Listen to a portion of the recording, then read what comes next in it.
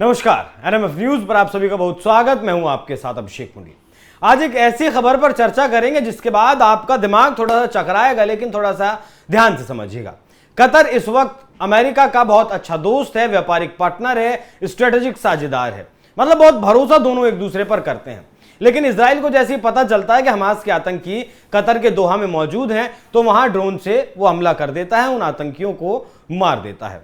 वैसे ही पिछले 3 महीने में पाकिस्तान की भी ट्रंप के साथ 3 मुलाकात हो चुकी हैं, और जैसे ही 3 मुलाकात ये हुई हैं, वैसे ही इजराइल की तरफ से पाकिस्तान को संदेश दे दिया गया है। ये जो आप तस्वीरें देख रहे हैं, ये एक ऑयल टैंकर की तस्वीरें हैं। ये ऑयल टैंकर पाकिस्तान जा रहा था, 24 पाकिस्तानी इस पर मौजूद थे। इजराइल की तरफ से इस पर हमला किया गया ड्रोन से, और उसके बाद हूतियों के ये हत्थे चढ़ गया। मतलब हमला किया इजराइल ने, तो संदेश तो इजराइल ने दिया है, लेकिन जब आग लगा हुआ देखा तो हूतियों के कब्जे में चढ़ गया, और फिर हूतियों ने इसके ऊपर कब्जा कर लिया है। लगभग 10 दिन हो चुके हैं ये हूतियों के कब्जे में है।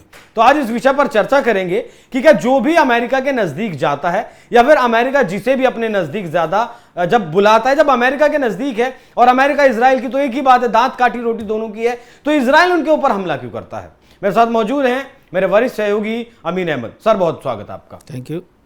पहले खबर बताइएगा कि इजराइल ने पाकिस्तान के जिस टैंकर पर हमला किया, ड्रोन से उड़ाया, क्यों उड़ाया, कैसे उड़ाया, और अब क्या अपडेट इस मामले में है?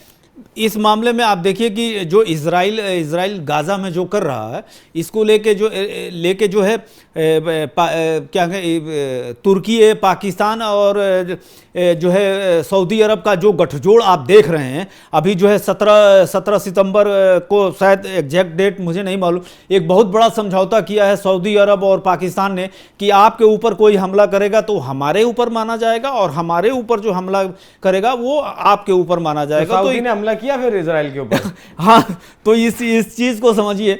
तो ये काफ़ी चीज़ें चल रही है, लेकिन जो हमारा समाज है उसमें जो है गिव एंड टेक और बैलेंस का बड़ा ही ज़बरदस्त खेल है। यही चीज़ राजनीति में भी चलती है कि अगर राजनीति में अगर आपके पास सत्ता संतुलन की चाबी ठीक से नहीं है तो आपको कोई पूछने वाला नहीं है। दो सांसद रख के आप चाहेंगे कि बड़ी पार्टी को आप धमका लें, ऐसा नहीं हो सकता। उसी तरह एक भूखा नंगा देश जहाँ पे जो है रोटी जो है 60 रुपये में मिल रही है, और सब्जियों के भाव जो है 150 से 200 के बीच में है, और जो हर 2 महीने पे एक दूसरे देश में जाता है, वहाँ के देश के राष्ट्राध्यक्ष डर जाते हैं कि यार वो हमसे समझौता करने आया है कि कुछ मांगने आया है। तो ये बैलेंस है। अगर आपके पास बैलेंस नहीं है तो आप किसी काम के नहीं है। लेकिन अगर आप गरीब हैं या भिखमंगे हैं तो आपके साथ बैलेंस, सिर्फ सीट पे कोई आपके साथ कुर्सी पर नहीं बैठेगा। यही हाल पाकिस्तान के साथ है। पाकिस्तान भले ही अमेरिका की गोद में जाके बैठा हो, अमेरिका पाकिस्तान के चक्कर में जो है रूस को सबक सिखाने के बजाय भारत के ऊपर जो टैरिफ खेल रहे हैं, तो उससे कुछ होने वाला नहीं है। तो इसे बैलेंस कहते हैं। एक तो आप भी भूखे नंगे हैं, तो दूसरे आप ये हैं। तो वो पहले से ये सब चल रहा है। ईरान के राष्ट्रपति ने बड़ा शानदार बयान दिया कि जो है इस तरह के गठजोड़ होने चाहिए, मुस्लिमों को एक होना चाहिए, नाटो की क्या कहते हैं कि मुस्लिम ओपेक की बैठक। तो ये सारी चीज़ें चल रही, तो इससे भी इजराइल जो है खफा है, और इजराइल भारत का अभिन्न मित्र है। प्रधानमंत्री मोदी जी इजराइल जा चुके हैं, इजरायली प्रधानमंत्री बेंजामिन नेतन्याहू भारत आ चुके हैं। तो ये सारी चीज़ें सब समझ में आती है। ऑपरेशन सिंदूर में भी ये बात कही गई कि जो है इजराइल ने भारत से दोस्ती निभाई, और भारत के साथ जब ऑपरेशन सिंदूर चल रहा था तो ये इजराइल ने अपना बयान देकर समर्थन दिया था। तो ये सारी चीज़ें भी ये एक तरह से देखी जा रही है। तो उसी बीच में जो है पाकिस्तान के गृह मंत्री हैं और एशियन क्रिकेट काउंसिल के अध्यक्ष भी हैं मोहसिन नकवी साहब। उन्होंने ये दावा किया है कि जो एक तेल टैंकर जो है आ रहा था, जिस पर इजराइल ने जो है ड्रोन से हमला कर दिया। ड्रोन से हमले के बाद जो है टैंकर में आग लग गई। किसी तरह से क्रू मेंबर जो 30 से ज़्यादा लोग थे, जिसमें 24 जो है पाकिस्तानी से। तो वो सारी चीज़ें देखी जा रही थी।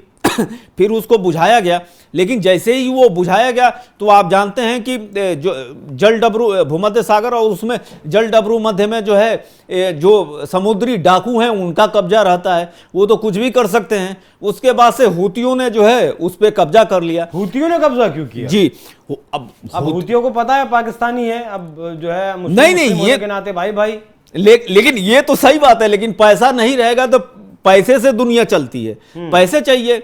अब हूती जो है कुछ रैंसम चीजें मांगेंगे, देना पड़ेगा। तो ये सारी चीजें ये सामने आ रही है। उसमें एक और भी चीजें बताई जा रही है कि मोहसिन नकवी ने खुद सोशल मीडिया प्लेटफॉर्म एक्स पर लिखा है कि उसमें 27 चालक दल थे, जिसमें कैप्टन मुख्तार अकबर सहित 24 पाकिस्तानी हैं, 2 श्रीलंकाई हैं और 1 नेपाली है। और एक एलपीजी टैंकर पर 17 सितंबर 2025 को रास अल एस बंदरगाह पर जो है इस पे जो है इजरायली ने हमला किया और उसके बाद से जो है हूतियों ने कब्जा कर लिया। तो ये एक बहुत ही दिलचस्प चीजें देखी जा रही है कि ईरान की दुश्मनी जो है इजराइल से है, इजराइल की दुश्मनी पाकिस्तान से है। पाकिस्तान से इसलिए दुश्मनी है क्योंकि पाकिस्तान ईरान का समर्थन करता है, मुस्लिम उम्मा की बात करता है, सऊदी अरब और ये सारी चीजें। तो उस हिसाब से भारत जो है क्या कहते हैं कि इजराइल का एक अभिन्न मित्र है। तो ये भी एक एंगल से देखा जा रहा है। अभी इसमें और जानकारी कुछ नहीं आई है, लेकिन जो फौरी जानकारी है उसके हिसाब से ये देखा गया है। अच्छा, ऐसा भी हो सकता है कि सर जिस तरीके से हमास के जो आतंकी थे वो अमेरिका के कहने पर थे, हालांकि वो कतर में थे, दोहा में उन्हें इजराइल ने ठोक दिया। अब ऑपरेशन सिंदूर से पहले, या फिर कहेंगे ऑपरेशन सिंदूर नहीं, पहलगाम हमले से पहले 22 तारीख से पहले पीओके में बहुत सारे हमास के आतंकियों को देखा गया था जी। पाकिस्तानी आतंकियों को ट्रेन करते हुए उन्हें देखा गया था। और नेतन्याहू ने कहा है कि हमास का आतंकी जहां भी होगा वहां उसे मारा जाएगा, घुसकर मारा जाएगा। तो उसी कड़ी में तो संदेश नहीं था ये। नहीं, बिल्कुल सही बात है।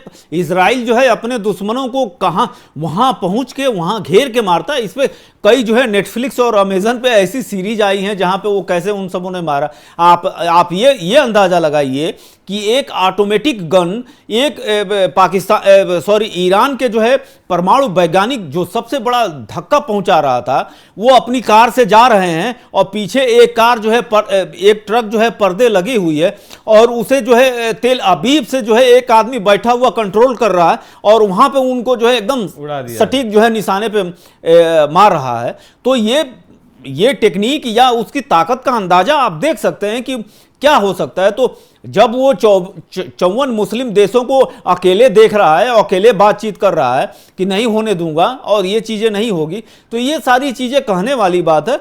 जिसके पास ताकत है और जिसके पास चीजें हैं वो वही कर सकता है और दूसरा कोई नहीं। नेतन्याहू का दर्द वो यूएन में दिखा भी, जब वो बोलने के लिए आए, वो अपने यहाँ QR कोड लगाकर आए, तो दुनिया सोचने लगी कि आखिर QR कोड लगाकर क्यों आए हैं। और उन्होंने इस विषय पर बहुत भावुक होकर जानकारी दी कि दुनिया हो सकता है 7 अक्टूबर 2023 का दिन भूल गई हो, लेकिन हम नहीं भूले हैं। और अगर आप भूल गए हैं तो अपना फोन निकालिए, उसे जूम करिए और इस QR कोड को स्कैन करिए। तस्वीरों में भी आप देख सकते हैं, आपको पता चलेगा कि 7 अक्टूबर 2023 को क्या हुआ था, किस तरीके से हमास के आतंकी 30 जगह से बॉर्डर को तोड़कर घुसे थे इजराइल में। 1200 से ज्यादा इजरायलियों को बंधक बनाकर लेकर गए थे। महिलाओं को किस तरीके से नग्न करके गाड़ियों के पीछे बांधकर लेकर गए थे। अभी भी कुछ बंधक हो रहा है फिलिस्तीन के साथ, जो भी कुछ हो रहा है, लेकिन जो दर्द झेला है इजराइल ने, उस दर्द को इजराइल ही समझ सकता है। आज भले ही लोग गाजा के और फिलिस्तीन के समर्थन में आकर खड़े हो जाएं, कतर और कुवैत के या फिर पाकिस्तान के समर्थन में आकर खड़े हो जाएं, लेकिन हमें पता है हमने 22 तारीख को पहलगाम में क्या दर्द झेला था। ठीक उसी तरीके से इजराइल ही जानता है 7 अक्टूबर को उसने क्या दर्द झेला था। जी सर। नहीं, मैं ये कह रहा था कि जो चीज़ें पहले शुरू हो गई थी और जो चीज़ें बाद में शुरू हुई है उसमें जो है काफ़ी जो है बैलेंस नहीं है। तो इजराइल का यही कहना है कि हमास जब तक खत्म नहीं होगा हम चैन से बैठने वाले नहीं हैं। हमास को खत्म कर देंगे तभी मानेंगे। यहां तक कि जो है इसको लेके ट्रंप जो है 2-2 बार इजराइल को धमकी दे चुके हैं, लेकिन इजराइल झुकने वाला नहीं है। वो क्लियर है, किसी से दुश्मनी हो या फिर किसी से दोस्ती करनी पड़े, वो हमास को खत्म करेगा, जहां भी होगा वहां खत्म करेगा। और इस तरीके से देखिए, भारत भी आतंक से जूझ रहा है और इजराइल भी आतंक से जूझ रहा है। जिस तरीके से कार्रवाई नेतन्याहू कर रहे हैं वो वाकई में काबिल तारीफ है। बाकी पाकिस्तान का जो ये टैंकर उड़ाया गया है, वो क्यों उड़ाया गया है, क्या संदेश पाकिस्तान को दिया गया है, वो देखने वाली बात होगी। आप इन सर बहुत धन्यवाद आपका चर्चा में जुड़ने के लिए। बाकी दर्शकों, आप इस विषय पर क्या सोचते हैं, कमेंट बॉक्स में अपनी राय हमें जरूर बताइएगा। नमस्कार।